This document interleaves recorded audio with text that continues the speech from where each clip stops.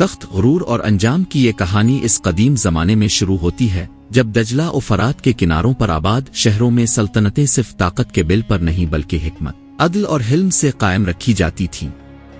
انہی شہروں میں ایک شاندار سلطنت کا پاتخت تھا جس کے محل کی سفید سنگ مرمر کی دیواریں صبح کے سورج کی روشنی میں یوں چمک جیسے آسمان نے زمین پر اپنی کوئی نشانی رکھ دی ہو۔ اس سلطنت کا بادشاہ نعمان بن سلیمان تھا، جوان، ذہین، باوقار اور رعایا کے دلوں میں بسنے والا۔ مگر قدرت نے جب اسے تخت عطا کیا تو ساتھ ہی اس کے دل میں ایک ایسا بیج بھی بو دیا جسے غرور کہا جاتا ہے۔ ابتدا میں یہ محض ایک نرم سا شوق تھا کہ رعایا اس کے نام سے کانپتی ہے اور دشمن اس کے پرچم کو دیکھ کر سر جھکا دیتے ہیں، مگر آہستہ آہستہ یہی شوق بڑھ کر ایسا غرور بن گیا جو اس کے فیصلوں میں جھلکنے لگا۔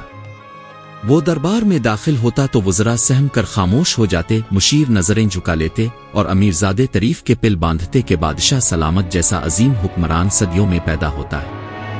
نعمان بن سلیمان یہ سب سنتا تو اس کے ہونٹوں پر مسکراہٹ کھیلتی، مگر اس مسکراہٹ کے پیچھے ایک خطرناک اطمینان پل رہا تھا، یہ احساس کہ شاید وہ سب سے برتر ہے، شاید اس جیسا عقل مند اور طاقتور کوئی نہیں۔ یہی وہ لمحہ تھا جب تخت نے اس کے دل پر سایہ ڈالنا شروع کیا۔ انہی دنوں شہر کے بازاروں میں ایک نوجوان عالم اور تاجر زید بن یوسف کی شہرت پھیل رہی تھی۔ وہ علم کا شوقین، دیانتدار اور سادہ مزاج تھا۔ اس کی گفتگو میں نرمی اور اس کے چہرے پر ایسا سکون تھا کہ لوگ اس کی دکان پر صرف سودا لینے نہیں بلکہ دل کا بوجھ ہلکا کرنے بھی آتے۔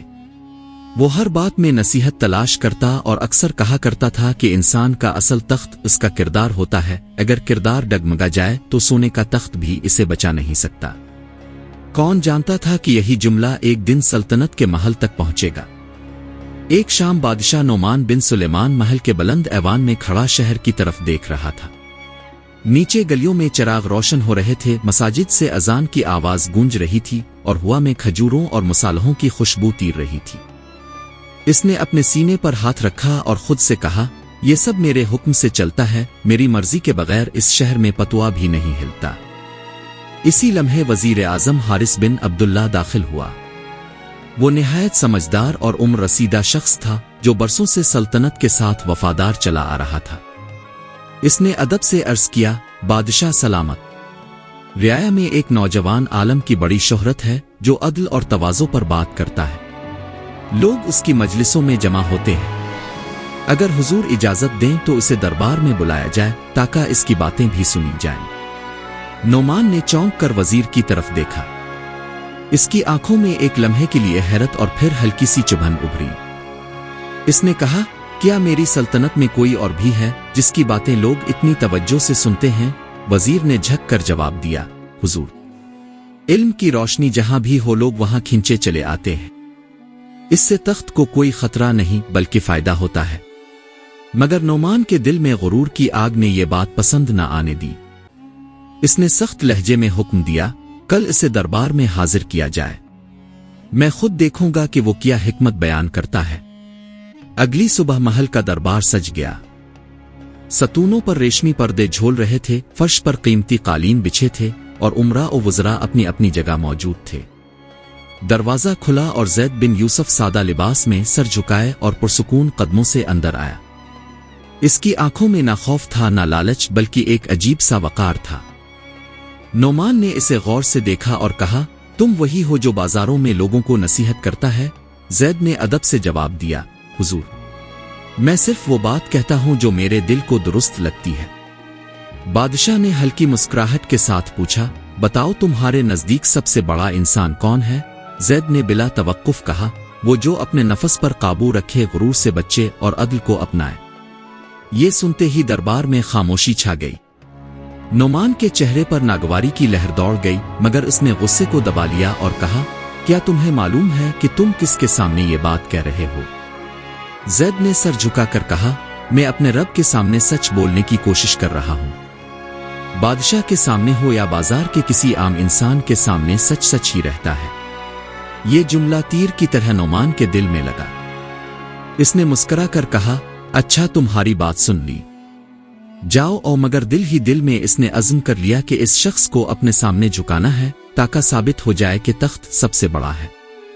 اسی رات نعمان دیر تک سو نہ سکا۔ زید کے الفاظ اس کے ذہن میں گونجتے رہے۔ اسے محسوس ہوا جیسے کوئی اس کے غرور کو آئینہ دکھا رہا ہو، مگر انسان جب غرور میں ڈوب جائے تو آئینہ بھی اسے اپنی ہی خوبصورتی دکھاتا ہے۔ اگلے دن اعلان ہوا کہ شہر کے تمام معتبر افراد دربار میں جمع ہوں گے اور ایک سوال پیش کیا جائے گا جس کا درست جواب دینے والے کو شاہی انعام ملے گا۔ اصل مقصد زید کو دوبارہ بلانا اور اسے سب کے سامنے خاموش کرنا تھا۔ سوال رکھا گیا، سلطنت کو سب سے زیادہ مضبوط کیا چیز بناتی ہے؟ دولت، فوج، بادشاہ کا روب؟ عمرا نے دولت کہا، سپہ سالار نے فوج اور مشیروں نے روب۔ آخر میں زید سے پوچھا گیا۔ اس نے کہا، سلطنت کو سب سے زیادہ عدل مضبوط بناتا ہے، کیونکہ دولت ختم ہو سکتی ہے، فوج بکھر سکتی ہے اور روب ٹوٹ سکتا ہے، مگر عدل دلوں میں جگہ بنا لیتا ہے۔ نعمان ہنسا اور بولا، تم ہر بات میں عدل اور تواضع ہی کیوں لاتے ہو؟ کیا تم سمجھتے ہو کہ تخت پر بیٹھا انسان ان باتوں سے بڑا نہیں ہوتا؟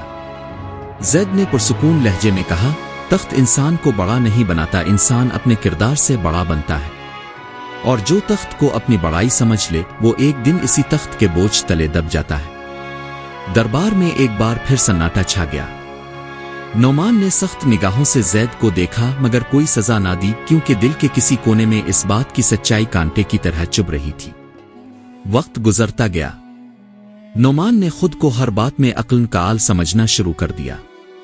وہ مشیروں کی رائے کم سنتا، وزیر حارث کی نصیحتیں اسے بوجھ لگنے لگے۔ رعایا میں بے چینی بڑھنے لگی، بازاروں میں ٹیکس سخت ہو گئے اور کسانوں پر بوجھ بڑھتا گیا، مگر محل کے ایوانوں میں خوشیاں کم نہ ہوئیں۔ ایک دن وزیر حارث نے جرأت کر کے کہا، حضور، رعایا میں بے اطمینانی پھیل رہی ہے، اگر عدل نہ رہا تو تخت کمزور ہو جائے گا۔ وہ نعمان نے غصے سے کہا، تخت کو میری ضرورت ہے، رعایا کو میری نہیں۔ یہ الفاظ اس کے اپنے کانوں کو بھی اجنبی لگے، مگر غرور نے اسے رکنے نہ دیا۔ اسی رات شہر کے ایک گوشے میں زید بن یوسف اپنی مجلس میں بیٹھا تھا۔ لوگ اس کے گرد جمع تھے۔ وہ کہہ رہا تھا، طاقت امانت ہوتی ہے، جس نے امانت میں خیانت کی وہ خود ہی اپنا انجام لکھتا ہے۔ ایک بوڑھے شخص نے پوچھا، کیا یہ باتیں بادشاہ تک پہنچتی ہیں؟ زید نے آہستگی سے کہا، سچ کی آواز آہستہ ضرور ہوتی ہے مگر گونج دور تک جاتی ہے۔ دربار اور بازار کے بیچ یہ خاموش کشمکش دن بدن گہری ہوتی گئی۔ نعمان کے محل میں ظاہری شان و شوکت اپنی جگہ، مگر اندرونی بے چینی بڑھتی جا رہی تھی۔ راتوں کو وہ نرم بستر پر کروٹیں بدلتا تو اسے زید کے الفاظ سنائی دیتے۔ آخرکار زید ایک بار پھر دربار پہنچا۔ اس بار نہ سوال تھا نہ مقابلہ، صرف نصیحت۔ اس نے کہا، حضور، تخت سے بڑا رب ہے۔ انسان جب خود کو سب سے بڑا سمجھ لے تو اصل میں سب سے کمزور ہو جاتا ہے۔ عدل رعایا کو جوڑتا ہے، غرور دلوں کو توڑتا ہے۔ نعمان خاموش رہا۔ اس کے اندر غرور اور ضمیر کی جنگ جاری تھی۔ اسی رات اس نے محل کی چھت سے شہر کو دیکھا اور پہلی بار سوچا، اگر یہ سب میرے بغیر بھی چل سکتا ہے تو میں کون ہوں؟ اگلی صبح نعمان نے وزیر حارث کو بلایا۔ اس کے لہجے میں نرمی تھی۔ اس نے حکم دیا کہ ٹیکس میں نرمی کی جائے اور مشورے کو اہمیت دی جائے۔ وقت کے ساتھ سلطنت کی فضا بدلنے لگی۔ نعمان نے غرور چھوڑ کر عدل اپنایا اور رعایا نے سکون کا سانس لیا۔ زید بن یوسف کہا کرتا تھا، تخت، غرور اور انجام کی کہانی ہر انسان کی زندگی میں دہرائی جاتی ہے۔ جو وقت پر جھکنا سیکھ لے وہی ہمیشہ سربلند رہتا ہے۔